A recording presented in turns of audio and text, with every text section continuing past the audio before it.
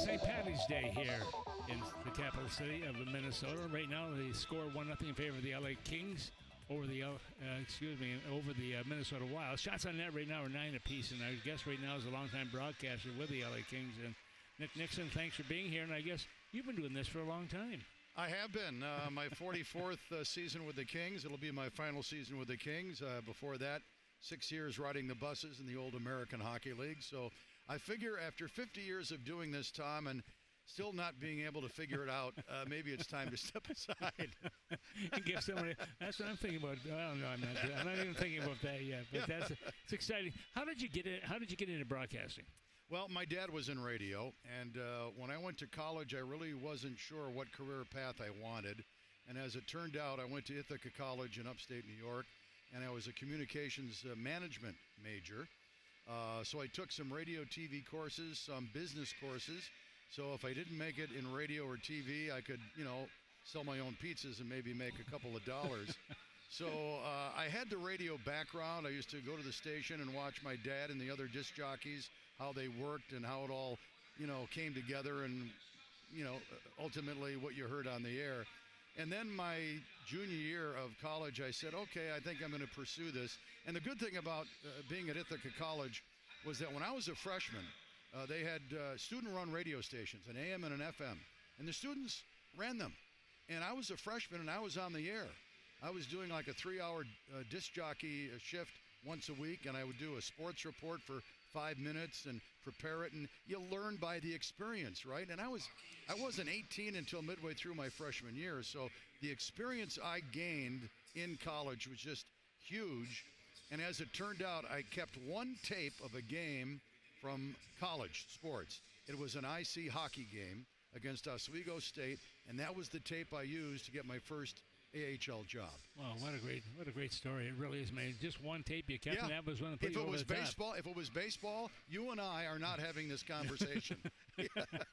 I'm probably making pizzas. Yeah. Well, let's talk about the LA Kings. Here's a pretty good hockey club right now and playing exceptionally well.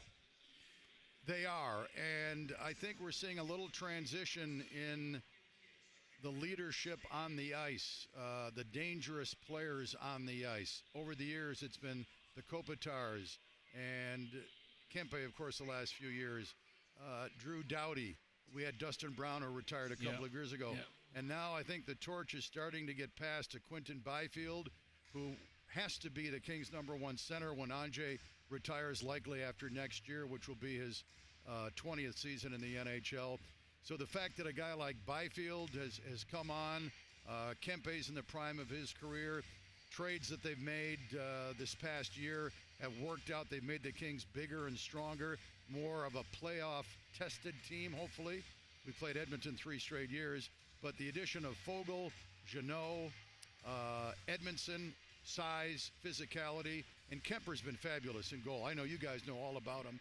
This is his second stint with LA, and his numbers, he was player of the week last week, his numbers are second best goals against and save percentage in the NHL. So a lot of things are working for this hockey team. Yeah, they really are. And, it starts with goaltending, too. If you've got goaltending, you can win an awful lot of hockey games. In Minnesota, not that they've had poor goaltending, but the caliber of the play maybe hasn't been where they want to be at this stage of the game. But a lot of that depends on who's in front of the goal, too. Yeah, exactly.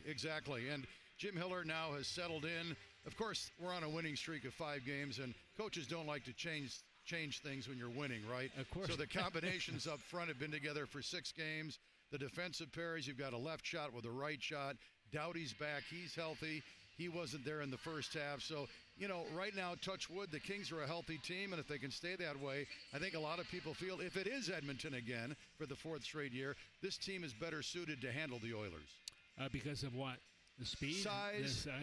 Experience, goaltending, physicality, depth, all of those things. Yeah, and that's what you have to have. I was talking a little bit earlier about the fact that you look at some of these teams and how big they are, especially goaltenders. I mean, the size of the goaltenders, they cover a lot of area.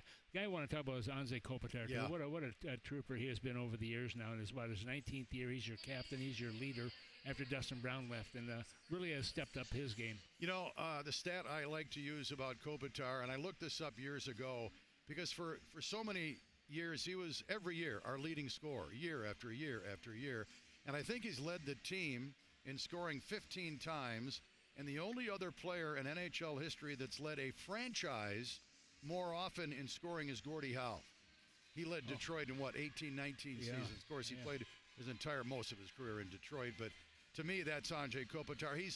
We keep waiting for him to slow down, but, his numbers the second half are down a little bit. But Tom, you've seen him enough. He's the type of player that if he's not scoring, he still doesn't hurt you. Because over the years, he's been the shutdown guy, matched up against the other team's number one. He can win faceoffs. He can win faceoffs. He's leading the Kings in that again this year. On the power play, the number one power play unit. Yeah, in my mind, he is the greatest King of all time for what he's accomplished statistically, leadership, 200-foot game, 2 Stanley Cups. What more? What more do you need? Yeah, when you think of some of the guys from the past, the guys whose jersey are hanging up in the rafters. Absolutely. They're pretty good Deion, players, too. Taylor, Wayne Gretzky, who spent, 8 seasons in L.A., but came close to getting a cup in '93, but it didn't happen. Yeah. You mentioned the cup, and of course, you guys have been fortunate. You've won the cup 2 times, and that's pretty nice. And it's hard to win the cup, but people don't realize how difficult it is and what takes place. Once the season ends, you've got to win 16 more games over 4 different possible stints to win the cup. And what that takes, not just on the winning the games itself, but the travel as well. Yeah. And you're going back and forth from different cities. It's really difficult. Well, in 2012, we were very lucky. We barely got in. We were the 8th seed, and then we beat the 1st, 2nd, and 3rd seed and the 3rd seeds in the first 3 rounds. But we were up 3-0 in all 3 of those series. We were up 3-0 in the final as well. So we would win the first series in 5 games. Then we swept the Blues in 4, and we won in 5 games against Arizona. So after every series that playoff year, they had 8-10 days off to recuperate. And here's a statistic which is unheard of in playoff hockey. In that playoff year, all 6 of our defensemen played every single game. Wow. Same pairs night after night. As an old defenseman yourself, you know how valuable that is. Old. Yeah, come on. Oh, okay. As a good-looking defenseman, you know. As a good-looking, let me. I know you have to. I was wrong on both counts. I want to get you out of here anyway. Nick, thanks for being with us. I wish you all the best. Congratulations Tommy, on a great career. It's always a pleasure. And we'll to be see around you. when you come to L.A. Hopefully you keep it going for a little while longer. We'll be in the press room in L.A. and we'll say hello again to everybody. I appreciate it. Thank you, Tom. Right, thank you. Kevin, back to you.